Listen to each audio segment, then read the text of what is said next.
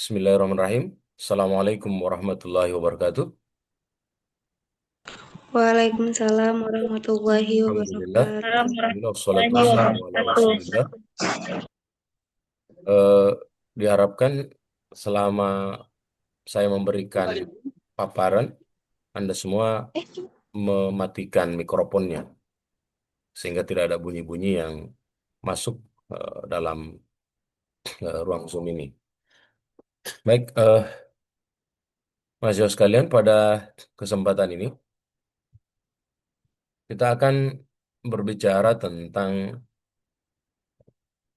bagaimana pasca Anda telah merumuskan atau menyusun proposal penelitian, apa saja yang perlu diperhatikan.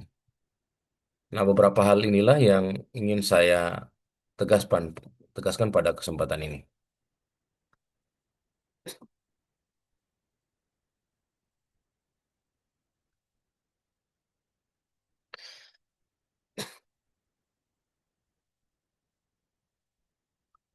Yang pertama yang penting Anda perhatikan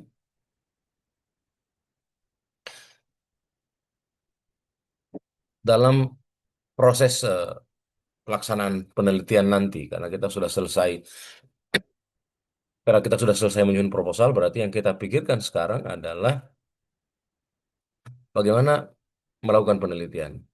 Maka yang pertama, kita mesti memerhatikan prosedur pelaksanaan riset. Apa saja yang menjadi catatan di dalamnya? Yang pertama, pendekatan riset yang kita gunakan itu mesti dapat kita eh, jelaskan secara operasional. Ini berdasarkan hasil review dari proposal yang Anda telah tulis. Kelihatan kita masih mengikuti cara orang yang juga mungkin eh, orang itu mengikut ke orang lain. Sehingga terkesan kita mengikuti sesuatu yang sebenarnya kita kurang pahami. Padahal itu secara mudah, pendekatan riset yang kita gunakan itu tinggal kita jelaskan menurut apa yang kita pahami, karena selama beberapa pertemuan kita juga sudah eh, pelajari. Ini contoh, sudah sering saya ulang-ulang waktu kita pertemuan di kelas. Jika Anda memilih, katakanlah pendekatan naratif, maka Anda mesti dapat menjelaskan naratif itu apa. Pendekatan naratif itu apa? Jadi kalau Anda baca bukunya Creswell, di situ dituliskan bahwa pendekatan naratif itu adalah proses menceritakan fakta peristiwa sebagai sebuah atau sebagai suatu rangkaian kejadian yang bersifat sistematik dan logis dan memiliki makna-makna tertentu. Eh, itu penjelasan praktis tentang eh, apa yang disebut dengan pendekatan riset naratif. Nanti Anda bisa lebih spesifik lagi menjelaskan bahwa riset yang Anda lakukan itu dalam pendekatan naratif itu akan berkisar tentang apa. Jadi tidak mengcopy paste punya orang lain. Yang kedua, pedoman wawancara, observasi, pedoman observasi dan wawancara perlu dirumuskan dengan baik. Jadi nanti kalau setelah ini Anda sudah turun mengumpulkan data di situasi sosial yang Anda teliti, maka Anda perlu, sebelum turun ke lapangan, Anda perlu membuat pedoman wawancara yang baik. Ya, jadi pedoman wawancara yang baik itu tidak hanya satu kali kita bikin. Jadi kita turun pertama, kita punya pedoman wawancara pertama. Demikian pula kalau setelah kita mendapatkan hasil wawancara, hasil observasi, kita menyusun lagi pedoman wawancara berikutnya untuk pendalaman. Nah, biasanya kejadiannya kalau kita perhatikan di lampiran skripsi mahasiswa yang mau selesai, itu pedoman wawancaranya hanya satu. Artinya, dia tidak mengejar informasi yang lebih dalam.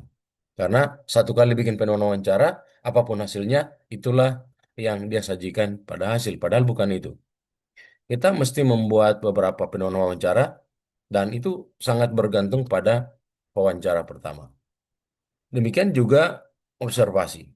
Nah, dalam riset kualitatif, eh, lebih utama dan pertama yang kita lakukan adalah proses pengamatan atau observasi. Observasi yang kita lakukan itu bukan hanya melihat, tapi berusaha untuk terlibat, merasakan apa yang terjadi pada situasi sosial yang kita datangi.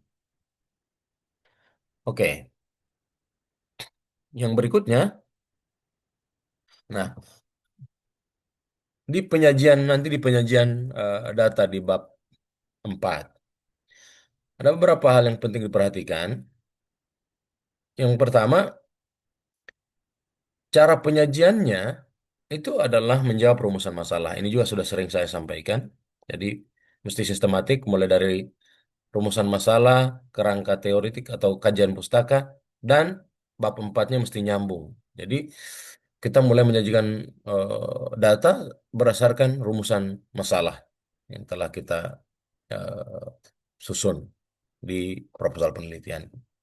Yang kedua, data yang kita sajikan di bab 4 itu harus terlihat bahwa data tersebut diperoleh dengan menggunakan teknik pengumpulan data yang kita pakai dalam riset ini. Nah, karena riset kualitatif, maka kan kita menggunakan teknik pengumpulan data ada tiga, mulai dari observasi, wawancara, dan studi dokumen. Maka di bab 4, Anda harus mesti menyajikan data dengan menunjukkan bahwa ketiga teknik pengumpulan data ini eh, memang betul-betul menghasilkan data dan ditampilkan di bab 4.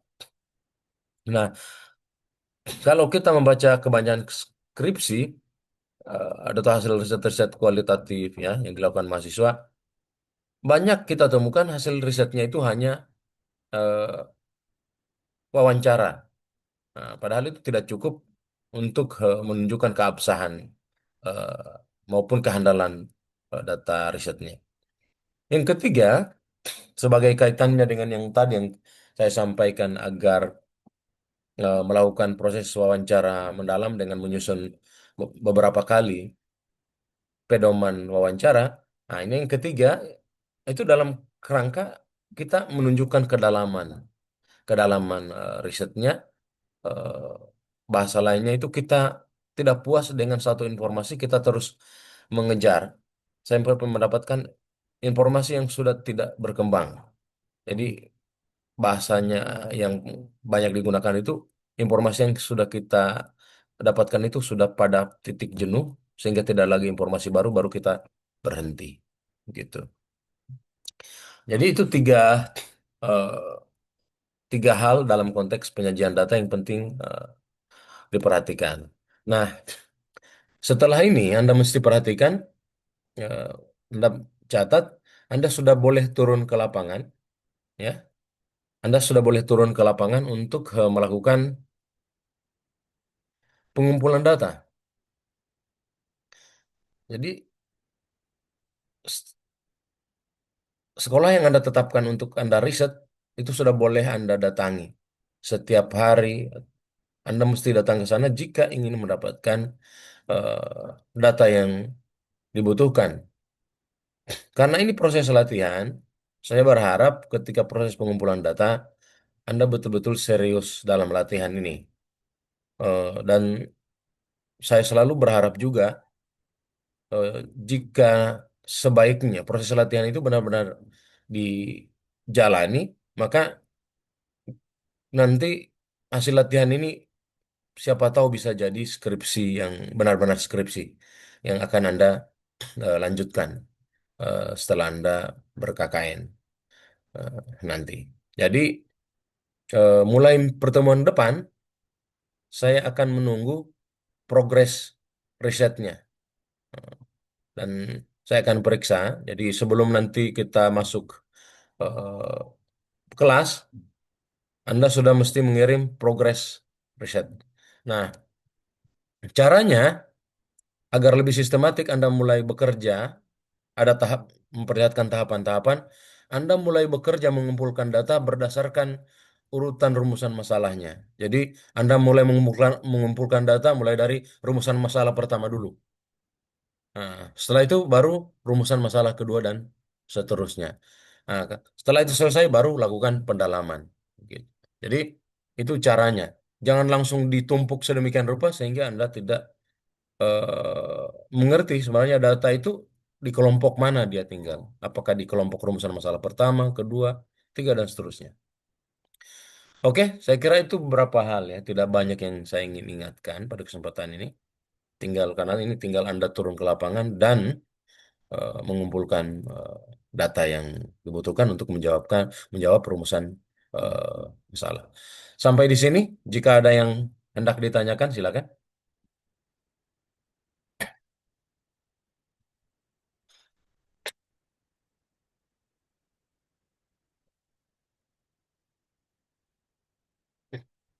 Oke, silakan.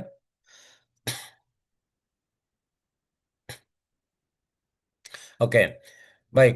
Kalau tidak ada yang ditanyakan, nanti ini kan videonya saya akan tayangkan di YouTube, di Facebook. Silakan Anda nanti bertanya di kolom komentarnya ya.